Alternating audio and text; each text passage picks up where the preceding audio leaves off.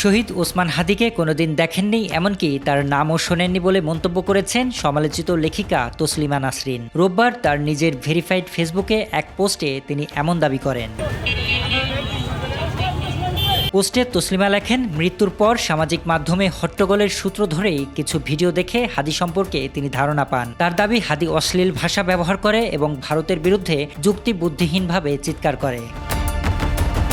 এছাড়া তসলিমা নাসরিন জানান, যার কোনো পারিবারিক শিক্ষা নাই, রাজনীতির রও জানে না, সেই আবার মানুষের কাছ থেকে মোটা অঙ্কের টাকা নিত। হাদিকে ছোট করে তসলিমা নাসরিন প্রশ্ন করেন, একজন মাদ্রাসায় পড়া লোক কিভাবে সোজা বিশ্ববিদ্যালয়ে সুযোগ পান। সেই সাথে বলেন, তাদের জেনারেশন হলে কখনোই হাদিকে বিশ্ববিদ্যালয়ের সীমানায় ঢুকতে দিতেন না।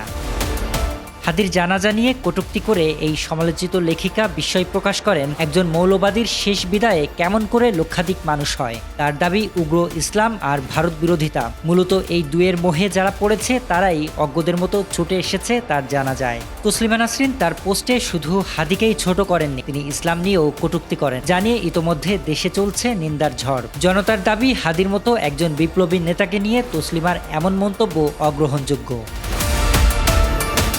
শরীফ রাহাত, দেশকাল নিউজ।